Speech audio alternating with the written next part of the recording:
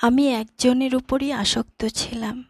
নিজের থেকেও বেশি তাকে ভালোবাসতাম। আমার সে ছিল একদিকে, আর পুরো দুনিয়াটা ছিল আরেক দিকে।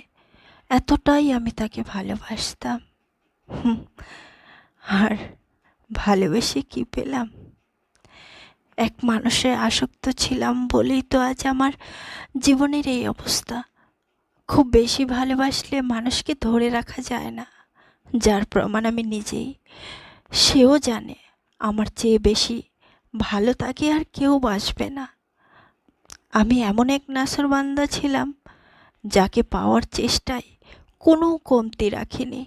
সব সময় যেটা নিয়ে ভয় পেতাম, দিন শেষে প্রাপ্তি হিসাবে পেয়েছি। এক সমান কষ্ট নিয়ে খালি হাতে ফিরে আসা মানুষটাই আমি।